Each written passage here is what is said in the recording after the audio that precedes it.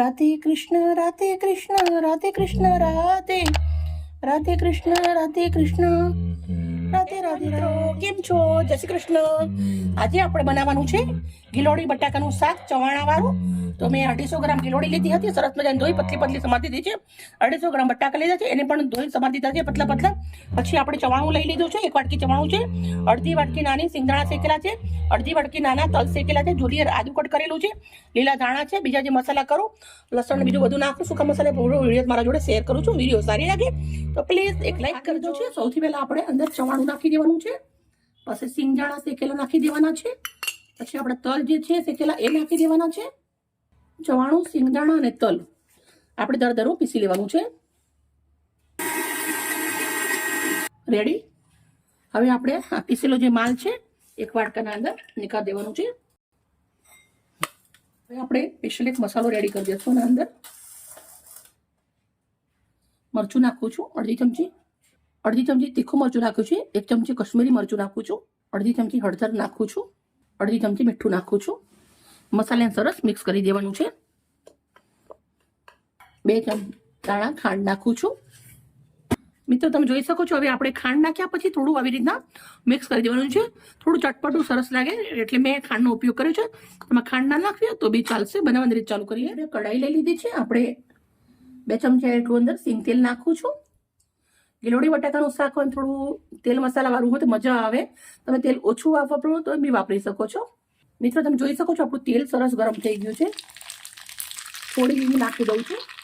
હવે આપણી ગિલોડી સમારેલી છે એ નાખી દઉં છું. મિત્રો મેં પહેલાં ધોઈ નાખી હતી, પછી સમારી અને આવી રીતના ચાણાની અંદર લઈને પાછી પણ એકવાર ધોઈ લીધેલી હતી. હવે આપણે જોડે બટાકા નાખી દેવાના છે. બટાકા પણ સમારી અને ધોઈ અને આવી રીતના કાણાવાળા વાસણના અંદર લઈ લેવાનું, એટલે તમારે પાણીનો ભાગ જે એક્સ્ટ્રા હોય એ નીકળી જાય. આ થોડું પ્રોસેસ પહેલાં કરી રાખો તો એકદમ જલ્દી કામ પતી જશે. હવે આપણે આને મિક્સ કરી દઈશું.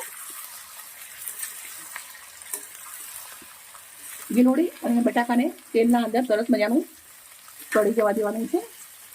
80% આપણે આને ચડાવવાનું છે. પણ સાથે આપણે અંદર મેં 1 ગાંઠ લસણ ઝીણું સમાર્યું છે એ નાખી દઉં છું.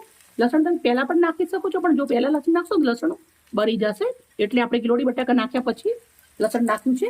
આપણે પાણીનો ઉપયોગ નથી કરવાનો, વગર પાણી જ આપણે શાકને સરસ મજાનું ચડવા દેવાનું છે. આપણે પહેલાં સરસ મજાની ગિલોડી અને બટાકાને સંતરાવા દેશું. 5 મિનિટ સુધી ધીમા તાપે રાખશું. 5 મિનિટના અંદર સંતરાઈ જશે સરસ. આપણે ચેક કરી લેશું. મેં શાકને વચ્ચે 2 વાર ફેરવ્યું હતું એટલે ચોટેને એક સરસ ચડી જાય. જુઓ આપણે ગિલોડી બટાકા 80% મેં ચડવા દીધા છે. થોડો કલર ચેન્જ થઈ ગયો છે, એનો કલર ચેક કરી શકો છો તમે. થોડો કલર ગયો છે. હવે જે આપણો જે મસાલો છે વાટેલો ઝંઝનાટી એ નાખી દેવાનો છે અંદર. એકદમ ધીમો કરી દેવાનું છે. હવે મસાલોને સરસ મિક્સ કરી દેવાનો છે.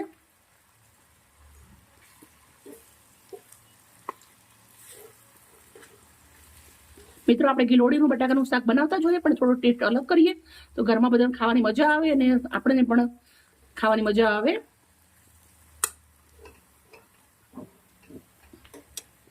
મિત્રો હવે આપણે લીલા ધાણા થોડા સમારેલા છે એ નાખી દઉં છું.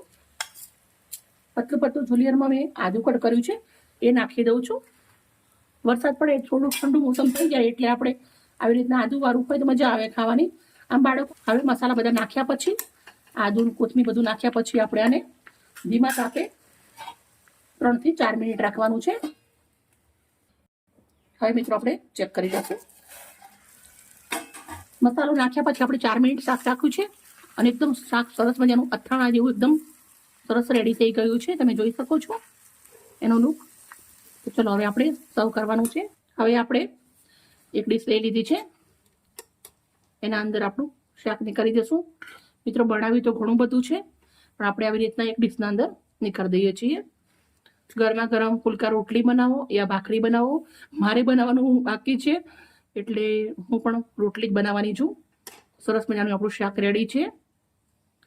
રોટલી, ભાખરી, પરાઠા બધા જોડે બહુ જ સરસ લાગશે. અને ગુજરાતી લોકો ખીચડી બનાવે ને, ખીચડી જોડે તો મજા પડી જાય ખાવાનું. મિત્રો તમે જોઈ શકો છો આપણું શાક સરસ મજાનું રેડી થઈ ગયું છે. ઓકે મિત્રો, બાય બાય. કાલે મળીશું નવી રેસીપી સાથે.